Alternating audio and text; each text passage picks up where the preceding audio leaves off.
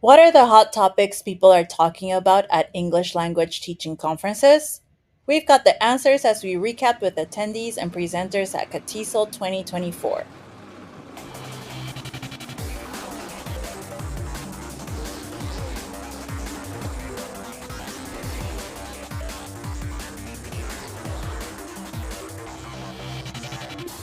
Welcome to the DIESOL podcast, where we focus on developing innovation in English as a second or other language. I'm Brent Warner, professor of ESL at Irvine Valley College, and I'm here with ESOL Reyes, award-winning educator in innovation and professional development. And ESOL, still in Saudi Arabia. How's it going? Tamam. كيف حالك? Yes, indeed. I hope yes is the right answer. I'll do the better answer, is just the smile and nod. Or just say Alhamdulillah for everything. Alhamdulillah. Okay. There you What does go. that mean? Thanks be to God. I'm fine. Oh yeah. It works for everything. Can you use inshallah anywhere too? Yeah, that's like maybe. Yeah, maybe God willing. Hopefully. Maybe Hopefully. Like that. Yeah, Hopefully. God Okay. willing. All right. We had a terrible election. I think we should just say it, right? It's awful. Oh, God. If there is a God. Yeah, I mean, bad results for anyone who is in favor Education. of Yep. education, immigrants, Mhm. all sorts of just being in favor of just decent people, I think is Humans. How about humans? yeah, having And some humanity decency and yeah, it's rough, and obviously neither of us are like political scientists or anything like that, but I think it's just enough to say a lot of people are basically saying they're planning on just working locally with their politics, and and kind of shutting out the bigger scale of things, or at least to start. We'll see how things go, but what a rough little while here. I guess we're gonna and another 4 years. We'll see what happens. But until then, we'll keep on sharing and keep on trying to help our students. Yeah. All right. All right. So, Ishel, on topic here today, we're going to be talking. This is something we've talked about doing for a long time and never have been successfully able to do it, which is just going around a conference and interviewing people about their experiences and trying to get some a little bit of like a pulse check on things at the moment. And so I was able to finally do it at CATESOL 2024. I know. I'm so jealous you got to go. Well, it was only for one day. I did go with our friend Eric Roth, and we got to chat with a bunch of people. But we wanted to just kind of feel what was going on, what the conversations were about, and so right now it's like important to stay connected. I think more than any time, it's really important. Yeah, 100%. And it was great to see a bunch of people. So I think what we're going to do on this one, Ishel, I did the interviewing. They're very brief interviews with a a handful of people, and we're just going to go teleport. Yeah, you're gonna be virtually post-virtually here. All right, so let's get into it. We'll listen, and then if we have any comments, we'll get to them too. Here we go. Name, position, and location. Hi, I'm Giselle Panzillo, Assistant Professor of ESL at Santa Ana College. Nice. And Giselle, here at CATESOL, what has been your number one takeaway, or the thing that you're most excited about seeing? Maybe something you'll bring back to school. What are you impressed with? So I'm very excited to see that there is a number of presentations on AI and the use of technology in the classroom, even for adult ed. Yeah. For adult ed students, non-credit students. So I made sure to attend most of the sessions on AI, and I'm excited to take some of that stuff back and to show the other faculty that, yes, we can teach our adult ESL students how to use a computer, how to build a website, how to use Google Docs and Drive and Google Suite and all that. Mm-hmm. Yeah. So if you didn't make it this year, you need to sign up next year. Also, you can participate, get involved with CATESOL. That's a great way to build connections. with people. And lastly, Brent, you did receive a shout out at one of the presentations that I attended. Oh, very nice. By Denise. Oh, wonderful, So wonderful. it was great to see your name on her slides. Thank you for all that you do. Awesome, thank you. All right, your name, position, and location. Hi, my name is Emmy Min, and I'm a professor at University of Southern California, the MIT TESOL program. Awesome. And I should say Professor Min was one of my professors in my master's program as well. So Professor Min, here at CATESOL, what's your biggest takeaway or the thing that you find most interesting or exciting that you're wanting to take back to school? Yeah, couple things. I gave 2 presentations, so I got a lot of questions and reactions to my presentations. So I wanted to bring back to my own research team, and also teaching my own teaching and maybe modify it or do some more research based on reactions. And also another thing that I learned a lot, and I wanted to learn. Was about AI. Yeah. And it's something that I really need to learn more about. It's just that there's new things coming out as we speak. So I just wanted to make sure that I am caught up with the latest in technology and also how people use it. Because we do different things with it, and there's a lot to learn from each other. So I just wanted to make sure that I am in this professional world of people using it and to the same cost. Yeah. So just wanted to learn a lot, and I think that I've learned quite a bit, from all those sessions that talked about AI and technologies. And are you feeling pretty positive towards it? Are you worried about it? I mean, where are you standing? Yes. When I was at conferences years before, when we first talked about AI, the use of AI for classes and purposes, people were torn. Yeah. But now I think that people are moving towards the use of it. We can't really ignore the fact that there's AI in the world, whether we like it or not. We have to use it, or we have to deal with it to some extent. So I think that we're definitely positive in the way we use it. It's just how we use it is something that we need to talk about and discuss. Still sorting out, right? Yeah. Awesome. Thank you so much. Thank you. All right. Name, position, and location, please. Margie Wald.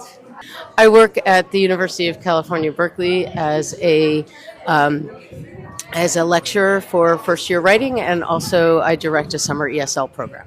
Awesome.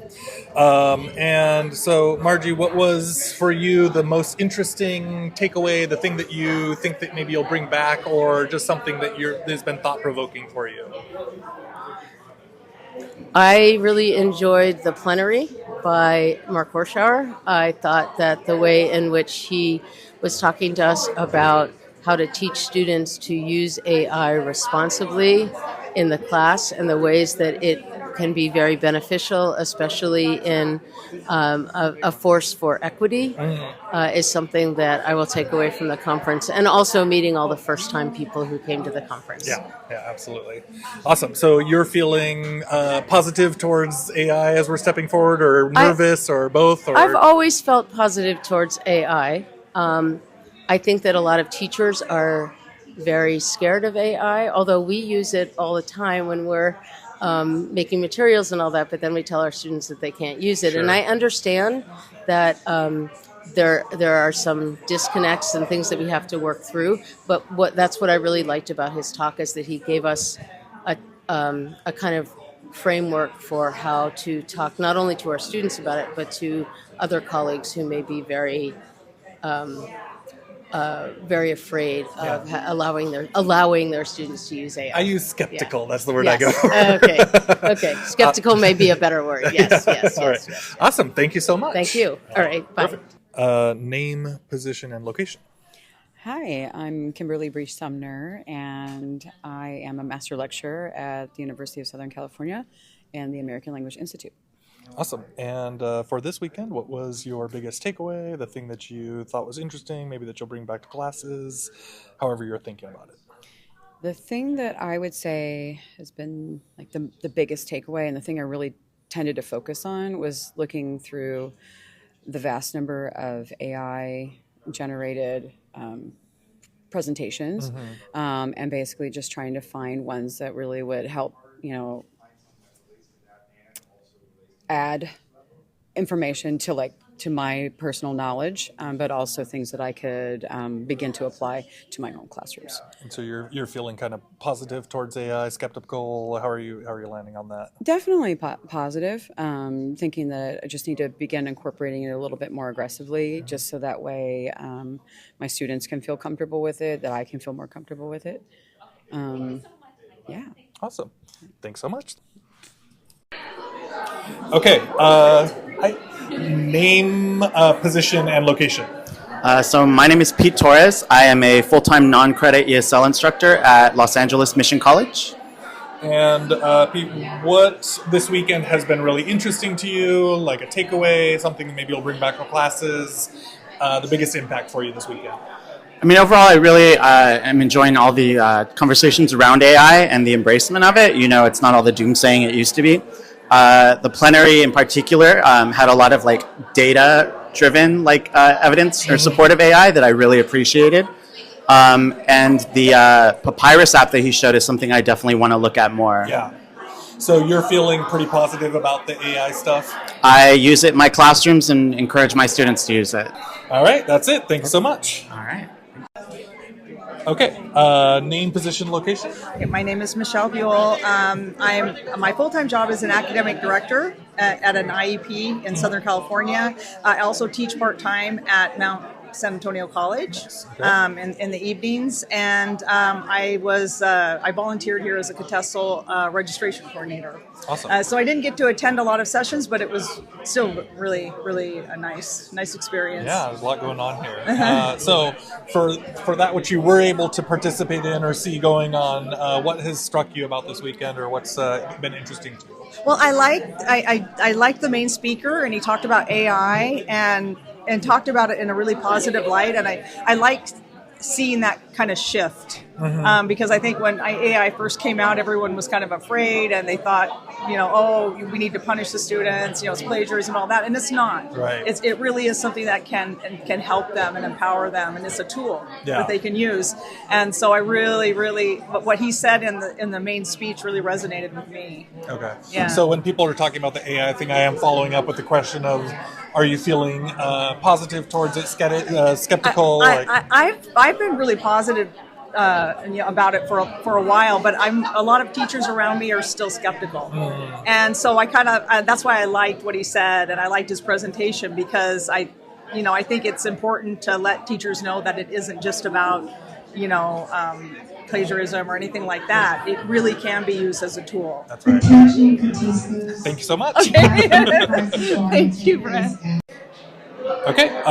Name, position, and location. Hi, my name is Jenny, and I am a full-time ESL instructor in San Diego. And one of the takeaways from CATESOL 2024 is that people are now slowly, maybe reluctantly, but slowly accepting and starting to adopt AI more. I'm learning a lot more about new apps and new websites to incorporate into my lessons. So that was really great. So that was my focus, more of technology. Yeah. Are you feeling generally positive about AI these days, or nervous, or what are you landing at? I'm definitely not nervous anymore if compared to last year. And I see that there's less resistance all around me, and it's not just me, but all around me. Awesome. Yeah, so I'm positive about it. Awesome. Thank you so much. You're welcome. All right. So, ESOL, this is the first batch, and I kind of put these together in kind of two categories, right? So we talked first about this. There's a lot of conversation around the AI stuff. So what are your impressions of what people are sharing here? Well, I'm not surprised that everybody's really talking about AI still. And I'm glad to hear that the keynote speaker is encouraging others to use it. Still, you could hear that some of the interviewees mentioned that some of their colleagues are still resisting it. Yeah, so again, I'm glad to hear a more open approach to AI. That was kind of the big thing for me is like, Mm-hmm. I wasn't trying to lead people on these conversations, but I did pick people that I kind of know. But the general conversation was, leaning more towards positive and seeing more like understanding of positive possibilities with it. Right. So I felt encouraged in that side. I mean, it is, there's still problems, of course, and there always will be, but I think that like people are trying to solve things instead of stop things, which is a nice approach. And definitely Mark Warschauer, he's a professor at UC Irvine. Really, interesting ideas, did a good job of presenting and kind of helping people see where they can work with these things with their students and with other schools as well. Mm-hmm. All right, let's take a quick break.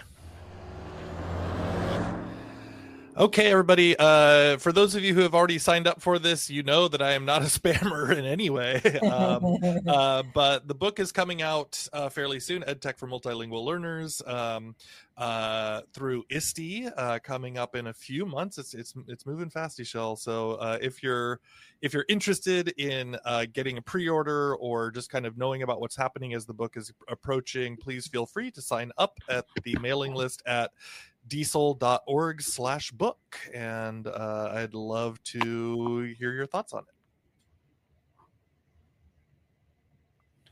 Okay, so ESOL, second part here, we're actually going to jump in with our friend of the show, Dia Mudra, and Dia was kind enough to, she actually served as the perfect transition because she does talk about AI and kind of the second side as we move into like the other things outside of AI that we kind of need to know about. So let's take a listen and see what she had to say. Okay, name, position, and location. Hi, I'm Dia Mudra Dennehy. I am full-time tenured faculty, ESL, credit and non-credit at City College of San Francisco. Is there something else? I think that's it. And Dia, we've had you on the show before, so glad to see you again. But what's your best takeaway or the thing that you're most excited about learning here at CATESOL? Well, I'm really interested in generative AI, so we had some really rich conversations about that. And I thought Mark Warschauer's presentation, the plenary, was really great. There was also one younger scholar named Malik Stevenson who made a presentation called Understanding the Emotional Labor of Teaching While Black. So it was really great just to see a presentation that was really rooted in anti-racism and equity, and to have like a younger scholar in the field really talking about anti-blackness and how to bridge some of those gaps with our students. I like that. Okay, cool. Any messages out there for everybody? Well, I haven't been at CATESOL for a while, but it was just really great to meet colleagues from all over the state. And even someone approached me who were just connected through LinkedIn, and she said, "Oh, I follow you on LinkedIn." And so that's been really fun. I think these connections through the field, sometimes we can be quite isolated in our classrooms. So just to have the chance to meet colleagues, to sit and have lunch together has been a real joy. Awesome. Thank you so much. What is your name, position, and location? My name is Famia Scarfoni, and I am a full-time ESL professor at Saddleback College, and I'm also department chair. Oh, busy. Yes, quite busy. And so, Famia, what was your biggest kind of takeaway or the thing that you found most interesting so far at CATESOL? So I have learned a lot during this CATESOL conference, but I just came from the college university level wrap session, and Kevin Wong and Anna Joaquin presented on linguistic bias in 4 areas. And those were accent discrimination, language hierarchies, recognizing global Englishes, assumptions based on fluency that we may have, and cultural stereotyping. Okay. So we had a really great discussion about our own personal experiences and observations of linguistic discrimination, and we discussed strategies to address and prevent linguistic discrimination. I like that because I think a lot of times right now it feels like the only conversations are AI conversations, but there are other parts that are so important for continuing conversation at in our field, right? And Yes. so I'm really glad they did that. Me too. Me too. It was awesome, and it was a really great conversation. Awesome. Thank you so much. Thank you. Okay. Name, position, and location. Okay. Hi, everyone. My name is Anthony Burek. I am a past president of CATESOL. We are here at the CATESOL 2024 conference at Cal State LA. And then I'm also a coordinator at the Outreach and Technical Assistance Network, otherwise known as OTAN in Sacramento. We're a state leadership project for adult education. Awesome. And so for this conference, what's been your biggest takeaway, interest, thing that's been, something you want to bring back to work? What's been catching your attention? Right. So this is actually our second annual conference at an academic institution. So we used to have the conference at hotels and convention centers, and then COVID came around and we had to change the model. And so what I really love about this conference that I've been thinking a lot about is how we've been able to really just focus on the teaching and the learning and the networking and the getting together and the sharing of great ideas. Also the sharing of challenges and concerns that we face all the time as teachers. But for the organization for CATESOL, I really love that we're kind of going back to basics on professional development. And it's kind of stripping it down to its parts in a way and really getting folks just to focus on teaching and learning. And hopefully everything that they've been learning at the conference, they'll be able to bring back to their schools and agencies back home. And hopefully that impacts the learning that goes on in their classrooms and in their programs and in their communities. So hopefully, not only just being a part of the conference, but hopefully just that idea of how do I take away what I've learned and really apply it. And so hopefully people have found this to be a meaningful event where they'll be able to take all that learning and bring it back to their communities. So that's the hope. Love it. And I'm very happy that we're on campuses too. That's a big, happy change for me too. So good. Thank you. Good. Fantastic. Awesome. Thank you so much. Thanks. Okay. Name, position, and location. I'm Chris Stillwell, and I'm an ESL instructor at Saddleback College. Okay. And Chris, over the weekend here at CATESOL, what was your biggest takeaway, most interesting thing? Maybe something you'll bring back to the classroom, whatever is kind of holding your attention right now. The biggest thing for me, I think, is just being able to reconnect with people at all different colleges and all across the state, see where everybody is, finding out where everybody's policies are, what they're struggling with, and finding out that we share a lot of the same kind of challenges, but different ways of approaching them. So I got a lot of great things from the sessions. What I'm really going to remember is the things I got from the conversations. Absolutely, yeah. That for me is an advocacy for being back in person, although I understand the desire to be online, but the socializing aspect is huge and kind of undeniable. Absolutely. Awesome. Thank you so much. My pleasure. Okay, so name, position, and location. Naomi Sato, position Assistant Division Chair and Vocational ESL Coordinator at Glendale Community College in the non-credit ESL division. Okay, so what is your biggest takeaway, interesting thing that was valuable to you about this weekend?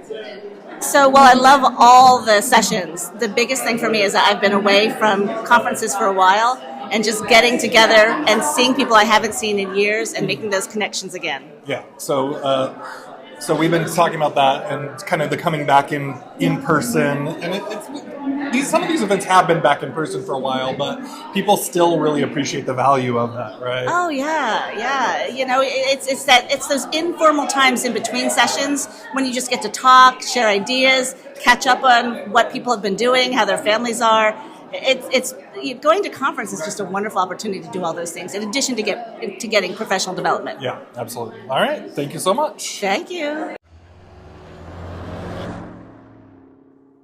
All right, Michelle. So, what do you think? The second round of conversation kind of focused on like community and some of the other things that were happening, but a lot of talk about the value of community for people here.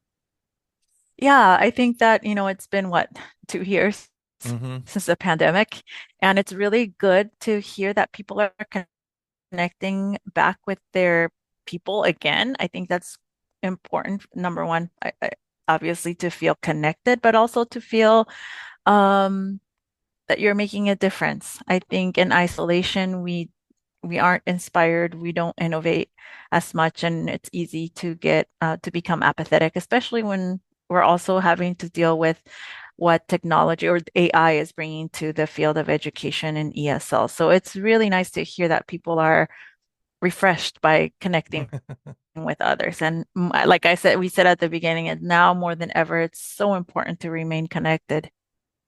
I also think it's interesting how it's been like you said, it's been a couple years, but people still feel that like, oh, being with other people matters, right? Like Yeah. there's just a long-term effect of that. And the fact that people still bring it up like as a major salient thing for them shows me like how powerful the time being away was, or being, like how much it really affected us. I just thought it's like kind of like it's easy to go, oh well, we're just back now and everything's fine, but it's like no, people are still really grateful to be able to be in Yeah. person when possible, right? And so Right. I that kind of struck me as interesting, where I would think that people were kind of, oh, we've been back now for a couple years, it's fine, but people are still just saying like that, being able to talk, being able to see people, being able to shake their hands, right? Like that stuff is really interesting how powerful it is. Yes.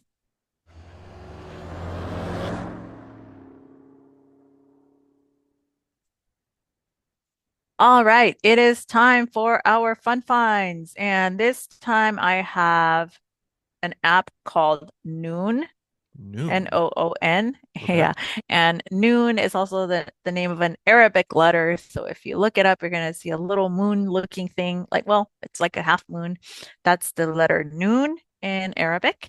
And Noon is like your, I don't think is, I wouldn't call it, I wouldn't compare it to Amazon, but it is a shopping service, except it's like on steroids. You could get anything within up to 15 minutes of when you order it. Food, services, items, household items, everything is delivered, and it's just so convenient, especially since I don't have a car here. I can't just get up and drive. And sometimes I forget something at the store and I can't just go get it. I can just order it on Noon. So I don't know that it's available in the United States, but if you happen to be listening to us from another part of the world in the Middle East, I believe it is available. So awesome. There you go. Yeah, I haven't heard of it here, but yeah, awesome. Sounds useful. Kind of like a combination like TaskRabbit and Amazon and all Uber the Eats things you and could everything. possibly, Yeah. yes. Okay, I got it. Cool. So mine is so going back to the social media conversation, there's been a big shift of people going to Blue Sky again. And so I remember our episode about the death of Twitter Death of over a Twitter. year What do we ago. do? Where do we Yeah, go? people are still recognizing that it's dying and trying, and like there's just waves of people, whatever, but now there's a new wave happening with people going to Blue Sky, and it's really big educator community going on there. So Yeah. so that's what I'm Absolutely. excited about, is like it actually really feels like old Twitter and at the moment, and I don't know if this is like a temporary boom, and then it's going to fade again, because it's happened a few times, right, as people try to make these shifts or figure out where they're going. But right now Blue Sky feels pretty good. It's it's all chronological. You can kind of, there's no real algorithmic bias going on inside of there, where it's like all these other ones really want to push days old stuff that's totally irrelevant at the point. So I still struggle with that with Threads, but Blue Sky's pretty good. Overall I like it. I did get one article that was really useful, which is Cory Doctorow kind of talked about why he's not going to invest in Blue Sky, or invest his time in Blue Sky, because you cannot take your audience with you yet, as compared to like some of these ones that are in the proper federation. But I think it might change, right? That might become a feature in the future, because it does seem like the Blue Sky people are pretty like user friendly. And so if you're interested in seeing where a lot of people are jumping in right now, and there are even chats starting up, jump over on Blue Sky and check it out. All right. For the show notes and other episodes, check out diesel.org/113. You can also find us on YouTube or Instagram at DieselPod. I don't know if the show's going to go over to Blue Sky, but you can also connect with us on LinkedIn, and leave us a message. Yeah. So you can find me all around the socials at Brent G. Warner. And you can find me at ixy_pixie. That's IXY. Sorry, that's IXY_PIXY. Oh my goodness, forgetting my own handle. That's how often you're using it these days. Yeah. All right, everybody. Thanks so much. We will see you in December. All right. Thank you for listening. Bye.